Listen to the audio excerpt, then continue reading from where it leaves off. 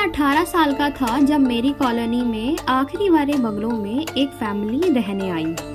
3 साल बाद जाके मुझे पता चला उनका नाम रजत शर्मा था। बड़े अजीब से थे वो, शायद ही कभी घर से बाहर निकले होंगे, पर घर से मैंने कभी कोई आवाज नहीं सुनी। पर सबसे अजीब बात कि रात भर उनके घर की बत्तियां जली रहती थी। कभी कभी उनके घर के बाहर 2-2.5 साल का एक बच्चा खेलता हुआ नजर आता था। मैं उसे बुलाता तो वो कभी आवाज ही नहीं देता था। बड़े अजीब लोग थे। पर उससे भी अजीब यह कि आज मैं 21 साल का हो गया हूँ, पर वो बच्चा आज भी वैसा का वैसा ही दिखाई देता है। एक दिन मैंने उस बच्चे को बाहर खेलता हुआ देखा तो मुझसे रहा नहीं गया। मैंने उसको आवाज दी तो उसने मुझको देखा और सीधा अंदर भाग गया।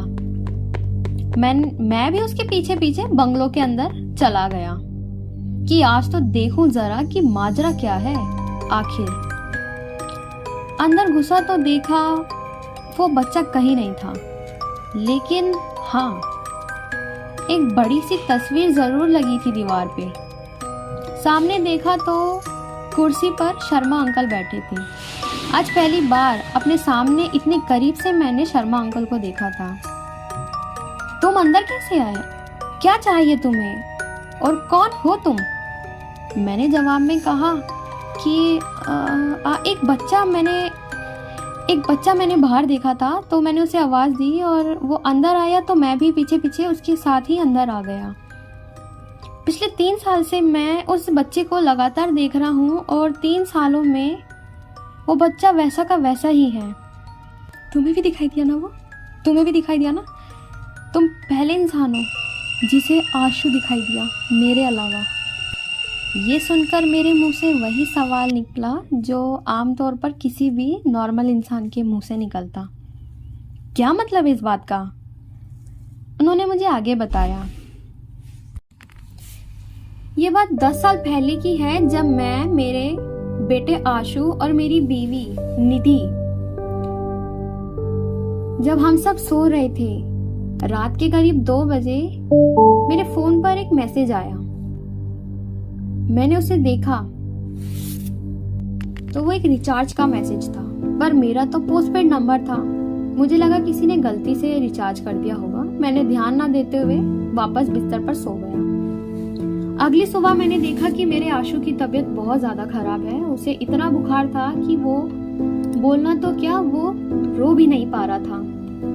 मैंने बिना देरी किए आशु को लेकर हॉस्पिटल पहुंचा।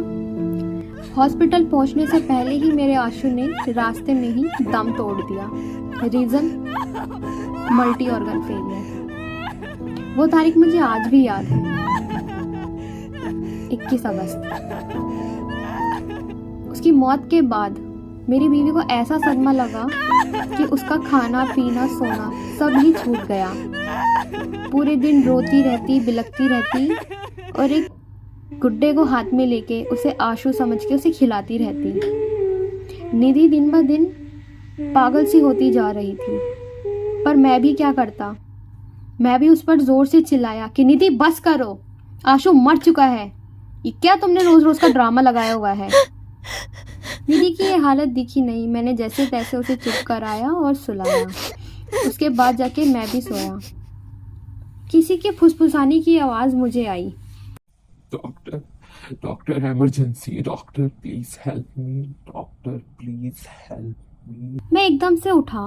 मैंने देखा पर वहां कोई भी नहीं था। किसी के रोने की आवाज आ रही थी। मैं फिर उठा पर मुझे वहां कोई नजर नहीं आया। आंख खुली तो निधि बेजान सी बिस्तर से नीचे पड़ी हुई थी।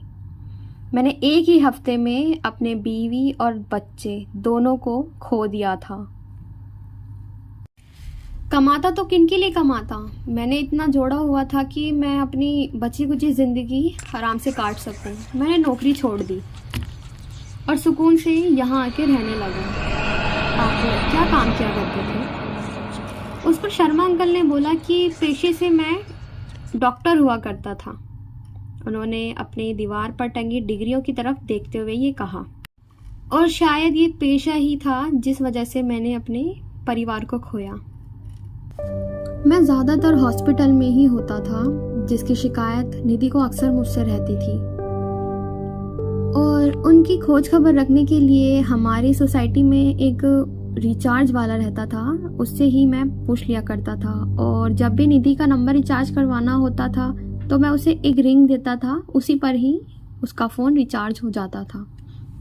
एक शाम मेरा आशु जब 2 साल का था, उसके जन्मदिन की पार्टी रखी थी हमने।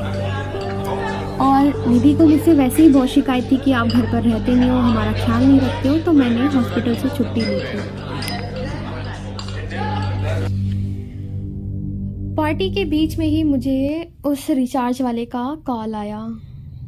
डॉक्टर हेल्प कर दीजिए, मेरे बीवी और बच्चे का एक्सीडेंट हो गया है डॉक्टर, आप आ जाएंगे तो बहुत मदद हो जाएगी। मैंने उसे कहा कि तुम हॉस्पिटल चले जाओ, वो लोग सब देख लेंगे, और मैंने ये कहकर फ़ोन रख दिया।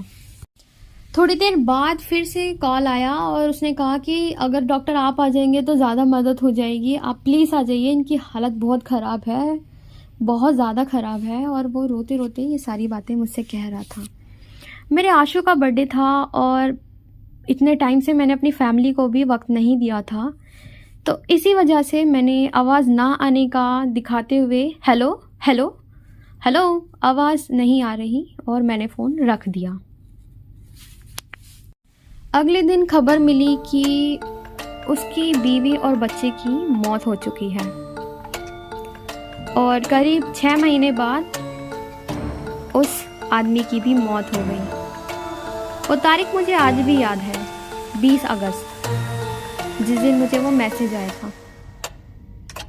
और अगले ही सुबह मेरे आशु ने भी दम तोड़ दिया था। ये सब सुनते सुनते एक आवाज़ मुझे साफ साफ और सुनाई दी। डॉक्टर, इसे पूरा सच बता कि तू यहाँ अकेला नहीं रहता, तेरे साथ मैं रहता हूँ, और मैं तेरे साथ तब तक रहूँगा जब तक तू तड़प तड़प कर मर नहीं जाता। सब कुछ मेरे सामने था। मैं वहाँ से भागा और अपने घर आया। अगली सुबह शर्मा अंकल की मौत हो चुकी थी। आज इस वाक़या को बीते कई साल हो गए हैं, लेकिन जब भी मेरे फ़ोन पर रिचार्ज का मैसेज आता है तो मेरे शरीर में एक सिरन सी दौड़ जाती है। आप भी ध्यान रखिएगा, कभी आपके फ़ोन पर भी रिचार्ज का मैसेज आए। Your account has been recharged with rupees 218.